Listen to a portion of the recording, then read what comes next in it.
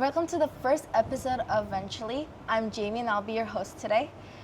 And today's episode is the theme of Now and Next, and we'll be exploring the mindsets, the decisions, and the hustles behind the scenes.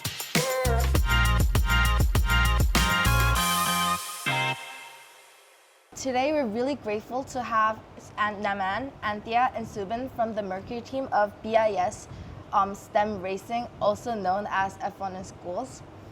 Hi, guys. Could you introduce yourselves? Hi, my name is Naman Vo, and I'm the project manager for Mercury F1 in schools, and representing Vietnam in the World Champions this year. Hi, my name is Anthea Neo, and I'm the enterprise manager for Mercury F1 in schools. Hi, my name is Subin, and I'm the manufacturing engineer for the Team Mercury for F1 in schools. So this is your first time on podcast, right? Yep. So how are you guys feeling? Slightly nervous. A little nervous. I'm okay, pretty excited. Let's start with how your interests made you join this team. Was it your challenge, or was it your interest, or was it like a passion? So initially I joined this team in year 9 just as a part of a club. Me and a couple of friends like Anthea and Anne, we all joined it because we were interested in the sport and we wanted to learn more about it and participate in something that's holistic. And eventually, as our team grew and we included Subin, Yafu, and Si-Yoon into the team, it became really fruitful, and now we're competing. So could you guys tell us about your biggest challenge behind your current big success? Well, currently we are looking for sponsorships to fund our trip to Singapore. The World Finals is being held there for 2025, and we are representing Vietnam as the sole representative team for the country. And in doing so, we've had to contact a lot of potential sponsors, and it's sort of like a back and forth journey with establishing what the sponsor needs and what we can provide them in return. In terms of those, we've had to negotiate sort of the leverage opportunities, as we would call them, in which they would be represented and generate a return on their investment, essentially. And I think that as the competitions ran on the 25th of September, we're kind of like in short of time and we have a lot of things to work on. So with the car, we're aiming to like even further improve it with like more design concepts and tweaks and changes to make it faster. We're also looking into making our pit displays using like different materials, especially recyclable materials for environmental purposes. And I think that comes with a lot of effort, given that we don't have that much time left. Speaking of your car, could you guys introduce us about this car? Yeah, so this car is the car from the national finals that we competed with. It's called a census. So we named this car after a god, which symbolizes, what was it again? Moving upwards and ascending, which correlates with our slogan, which is propelling to new heights, because we always aspire to be better and improve ourselves and promote good things in the community. Yeah, so when you look at the engineering side of the car, we have very specific components that we need to have on this car. So as you can see, we have the front wing, the rear wing, the wheels, and the body of the car. And each part of these components are designed with meticulous care, and we look into lots of different factors to essentially like maximize its performance down the track. And as you can see, like we try to make everything really precise, and it looks very well crafted. Wow, that must have been like a really lot of work, right? Yep.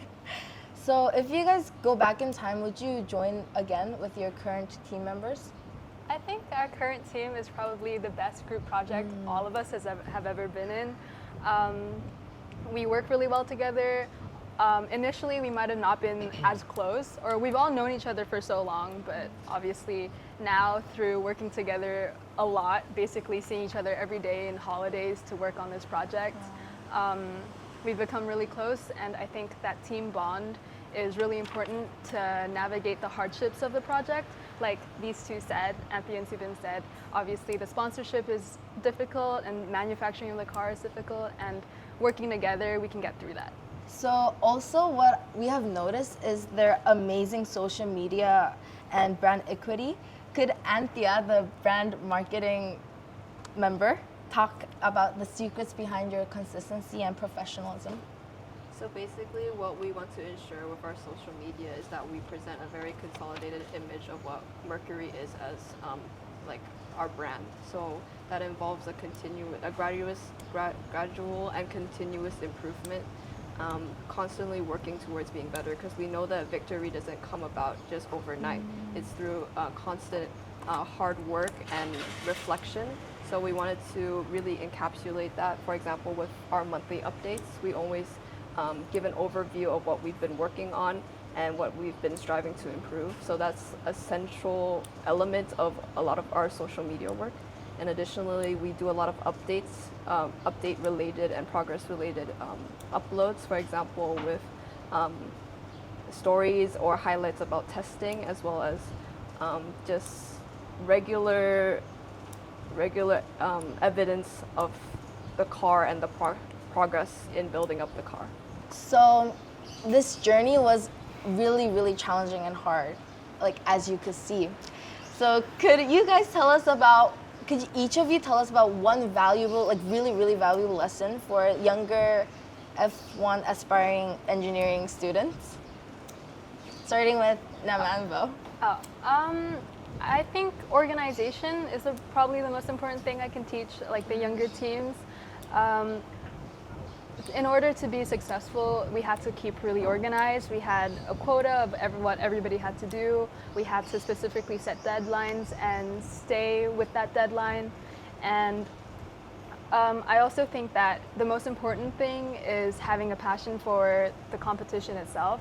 I think if you want to do this just so you can have something to talk about in the future, it's not worth it because you have to dedicate so much time to it. But if you genuinely are interested in it and are genuinely able and willing to invest a lot of late nights at school, a lot of late nights at home, a lot of missed holiday time, a lot of just working extra hours all the time on top of other work, then it will be worth it because you're going to be able to get somewhere. And I think that's what we want to promote as well, is that sense of fostering passion within the youth and making sure everybody knows that if you have a passion and a dream, no matter who you are, you can definitely pursue it.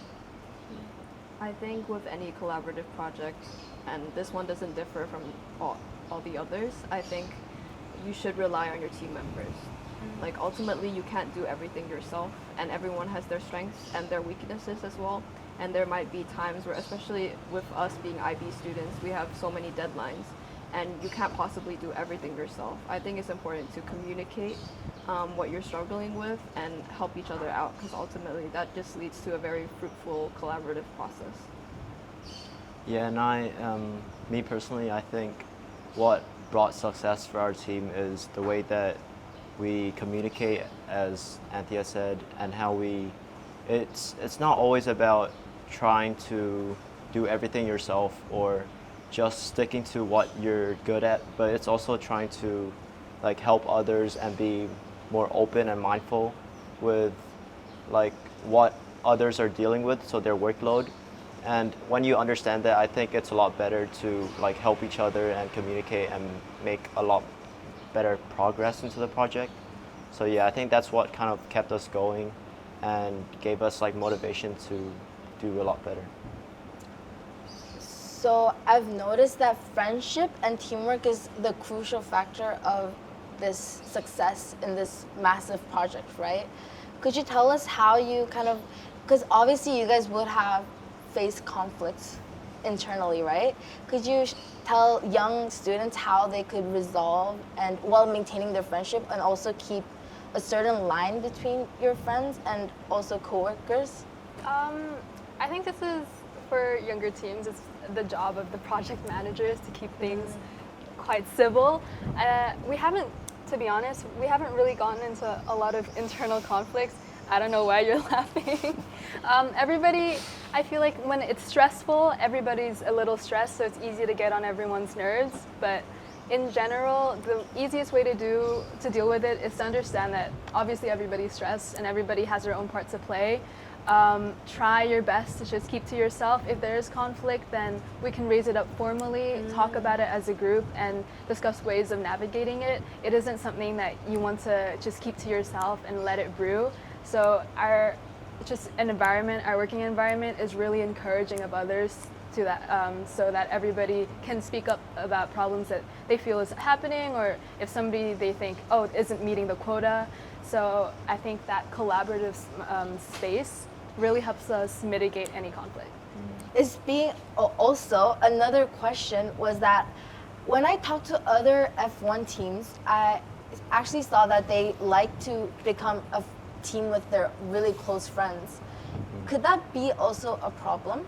Like, in my opinion, I think when formulating a team, it's really important to consider like each person's strengths and weaknesses, and not be too like fogged up about friendships and personal kind of relationships, because ultimately at the end of the day, even if you're with your close friends but you don't have the skills and the empathy for each other and to work in a professional environment, then I don't think that you can strive and reach to the main goal.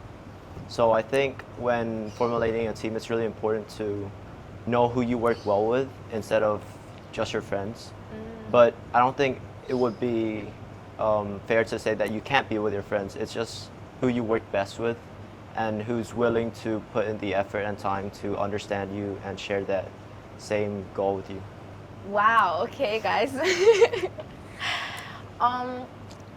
Yeah, we've learned a lot about your F1 team. Like, really, it's really professional, and I could see that all of you guys are very mature.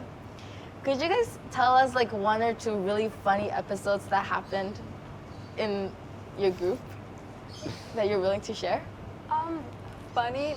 I feel like we kind of all lose our minds a little bit at school when it gets past 6:30 and we're still in the F1 room sanding cars and sanding wheels and sanding axles and sanding everything. So I wouldn't say it's funny, but you can see everybody's personality start to go a little crazy. Like you have Subin lying on the floor playing with cars, and then you have Yafu on the other corner just rocking himself to sleep. So I think it's just that chaotic atmosphere that makes it really fun. Everybody's losing their minds, but they're doing it together, so it's not so bad. Yeah, and I think in the past, what happened was on the day before we had the race, our bearings came, but then Yafu, a very special member of the team, he lost the bearings. So just to give you context, the bearings, like, it's a thing that makes these wheels spin. So they are very small, and they come in.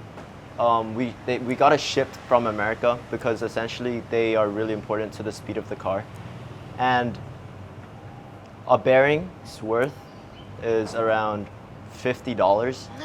So we ordered 8, so that was $400, and I think we lost it for around 30 minutes. And what was funny about it was that everyone knew about it except Anne, another member in the team, Really who special were as well. Really special. who were like very scared of, because she's always like on top of everything. She's really organized, and when she finds out that something's missing, normally it doesn't go well for us. So I think that was like kind of a lesson for us to learn, but it was also something funny that was on our journey. Yeah. I think what struck me the most, like funny moments, is as when we were preparing for the national round. So it's an internal competition within the school itself, and we were preparing like the wind tunnel. I got to see our world expert engineers, Wow. Subin and Yafu, very special members. Use their very expert engineering skills to tape wires together for our wind tunnel, which I thought was a very ingenious solution to a rather practical and perhaps simple process, which would have been just to, I don't know, glue it, instead of trying to also blue tack the fans together, which I thought was quite And they hilarious. use what? Absurd. Incense? They use incense Oh, to yeah. try and create the wind to show laminar flow, almost setting the common room into a smoke detector hazard because the smoke detector was right above us. So yeah, our engineers are great. Should we give a shout out to your very special members? Should we? Should we? Okay. Okay, one, two, Yay. three. Hi everyone, my name is Long. I'm one of the hosts of Venturely, and I'm here right now to follow up on Jamie. As we all know, the podcast for this specific series, the theme is Now and Next. And now here it means that what is the hardships and what are the struggles, the sweats and tears that you guys as a team all went through to get to the finals. But obviously now I'm here to go through the next, which is what are your ambitions and what does this mean for our next generation? How are youths shaping the future? I also heard from other F1 teams that there were a lot of AI usage within the competition. And so obviously I don't necessarily think that it's a bad thing, right? You know, agility is a very high demand skill in every market right now. And the ability to adapt to new trends, new technology is also good. But do you guys have any tips on the responsible usage of AI? And as a team, have you guys potentially utilized AI to some extent, or and how have you responsibly managed that to adhere to the competition? I think as a team, we don't view AI as an answer. It's something that gives us inspiration or ideas. It's not really to do our work for us, but more so as a tool. And with any tool, if the tool is used correctly, then it can be done for good or bad. So it's just how to manage your usage and ensuring that you are not over relying on AI. For example, when we write emails to our sponsors, we write them ourselves, but we might put that into AI, say, oh, what are some suggestions to make the coherence better, or just clarify or make things more concise. That's the type of usage of AI that we would accept within our team. But specifically within the field of STEM, right? Like designing, engineering, isn't AI much more applicable? Like, do you guys use any other tools other than just ChatGPT to fix email in like a STEM racing team? I think in regards to the engineering side, there is maybe some AI usage about giving suggestions on how to solve a solution. Like Anthea said, but it isn't the answer. A lot of this comes from rigorous, I guess, experimentation, testing, and research. So we can talk more about the process. Yeah, so in terms of the engineering side, there's this thing in the CAD software, Fusion 360, that they've developed like recently. It's called AI, generative AI. So what they do is that they can generate designs with your like prompts and what you want them to generate. But we don't specifically rely on this because with this competition, with like so much rigor and measurements being, you know, like the key of how the car is produced and the regulations that we must follow, I think it comes with our own ingenuity more than relying on a source that we don't fully trust or it's not fully reliable to, you know, like use and claim it as our own source. And I think that with AI usage, it may become a lot, you know, time efficient, for example. But when it comes to like the effectiveness of completing a task or fulfilling like what we want and our outcome in the engineering part, I don't think it meets that requirement. And to build onto that, we also use like lots of different softwares to test our designs. So for example, CFD, computational fluid dynamics software, where we use it to look at how the car would perform with the airflow against the car's motion. And with that, I think it's a lot more reliable to, you know, assess our designs rather than just relying on AI. Yeah. So with that being said, what do you think AI, and in the future, especially how AI is constantly evolving, it's not just going to stop here. What do you guys think that AI is going to mean in the future in the industry of STEM or just engineering and design in general? I mean, that's a loaded question. For us, we obviously are in an age where AI is getting more integrated into our learning. We think that it provides a good means of like a basis of your understanding. It can create a good general overview, but for the rigor of STEM and for its sort of, I guess, its high demands in intensity and like difficulty, we still think that being in an expert's field and being able to practically apply your knowledge and practically see how experts do it will be more valuable than AI will be. However, we do see obviously a shift in higher AI usage. It does save a lot of time, and that is valuable. So if it's like a nominal task, then sure, you can use it. But if it's something that requires like research, like you say you're developing a vaccine, obviously I don't think professionals will resort to AI as a means to come up with solutions. It's more as a guidelines to see, oh, maybe we're missing a point, or maybe there's something we haven't analyzed, but obviously they'll have to reevaluate the authenticity and the validity of the information the AI is giving them.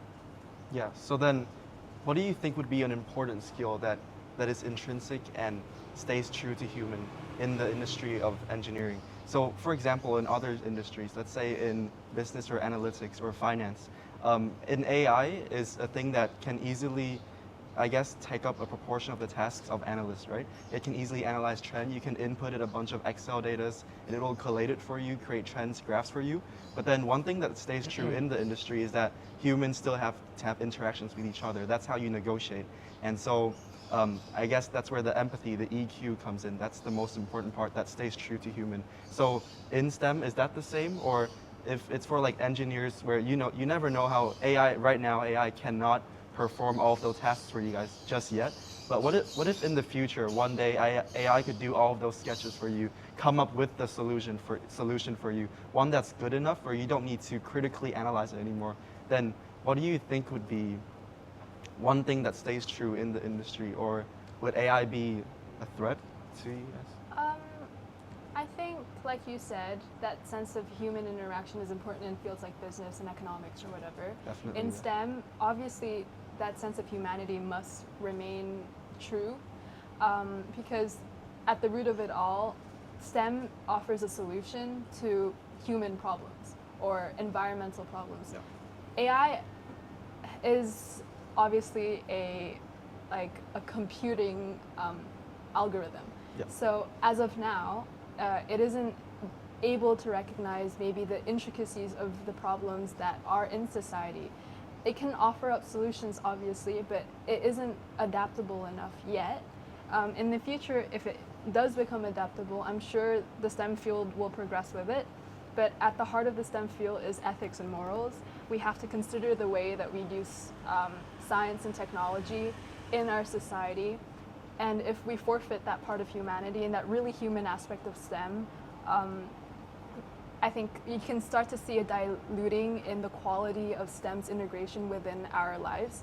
And that loss of focus is honestly will be quite worrying if it does happen, because STEM without a direction and science without morals and ethics doesn't necessarily constitute a better world, which is what the point is. Where do you guys see yourself at? Like, do you think STEM will still be a part of your life, or do you think you'll be going to other industries? I think personally STEM will always be like a central focus for me, just because with my personality and like my own aptitude is what I'm most suited for. But also I think that now looking into my career paths and decisions, I have like found personally that I'm not really accustomed to sort of the laboratory atmosphere. So I'm sort of veering towards more of integrating it towards the humanities in terms of like businesses, business startups relating to sort of biology or chemistry. And for example, like the creation of vaccines or like pharmaceuticals. I think that's an interest point of mine. What about you guys? With me, I feel like a career aspiration of mine is to be an engineer. And I think that comes with a lot of like dedication and my own passion and awe for the field as a whole. And I think that with like this project, it kind of gave me the opportunity to kind of work in a professional environment where I can explore like the different tools and the different ways we can solve problems in engineering. And with engineering, I think that it's not only to,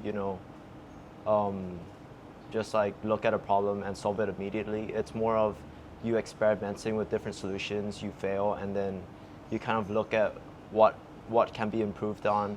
And I feel like that feeling of being challenged, and also like kind of the awe that you have for the field of STEM, it will deeply like resonate with me, and it will be something that pushes me on to pursue my career.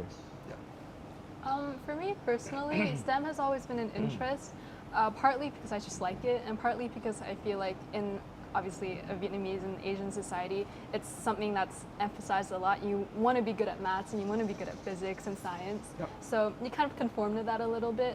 As I grow older, I am not necessarily so restricted in that sense, and I've explored like other parts, like English, for example, which I really enjoy.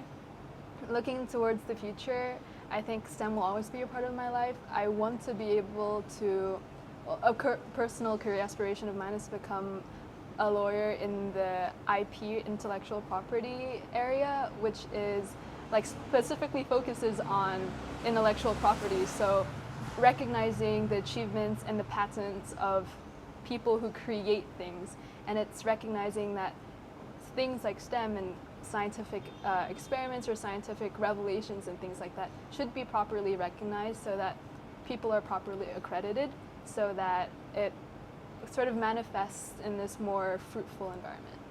So coming back to the present, to the Mercury team, you guys are entering the finals. When would that be? When would you be entering the 25th of finals? September. Yeah. Yeah, so how are you guys preparing for the finals? Crying about it every day. It's been quite stressful. With exams, obviously, we aren't allowed to do, we're not allowed, but we don't have time to do everything. Yeah. And our national competition ended like a week before the exams. That gave us really little time. Yeah. So we're kind of hustling to call in sponsors, to finish our car, to refine and fine-tune everything. We have the bulk of our project done, but the remaining bulk, which is, funding ourselves to be able to get to where we want to be, is the hard part. And the other day we went and pitched to a really big company. Yeah. That took like 3 hours. It was in Vietnamese. So we're like being thrown really out of our depths, but it's been fun-ish to see how we thrive. It's been interesting to see how everybody copes, and I think it's made us stronger as a team, seeing each other struggle, but it's worth it. So what would be the requirements to compete in the final, or like the final round in Singapore? So in Singapore, would you guys be doing the same procedure again, just with the cars that you guys are racing to see which one is faster? Or So basically, the national round emulated what we were expected to see and what we were judged on in the world finals. So that would be on the criteria of engineering, project management, and enterprise, and also with our pit display, which is essentially a trade stand, which is meant to represent the team and the team's identity. So that is currently in the process of being designed, and also we're negotiating with certain vendors to see what the construction of that structure is. And additionally, as Naman said, we are reaching out to sponsors to raise the funding for this, because as you know, it's not cheap to fund this. So students as well. Yeah. Sadly. Yeah, so, and additionally to that, we have been constantly refining our car. Like our lead engineer, Yafu, which we will give him a shout out here. He is currently in the process of designing and refining our next car, so that hopefully it's pushing us towards the top tiers of the competition. What would be the key point? Like right now, if there were like 5 investors lining up over there, what would be the one key point you would say? Our standout point is that we are the team with the highest prospect in the history of Vietnam's participation in this competition. This competition is worldwide. It is recognized and officially endorsed by F1, Formula One itself.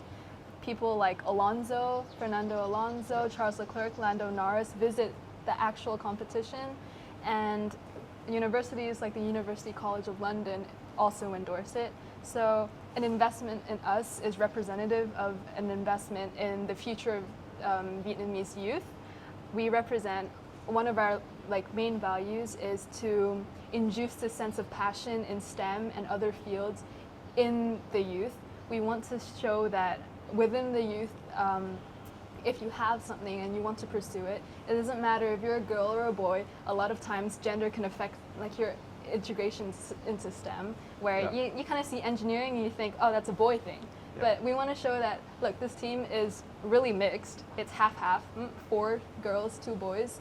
It's not even half, a little more than half. But it's really holistic, and we're just a group of people that have a shared passion and want to pursue it.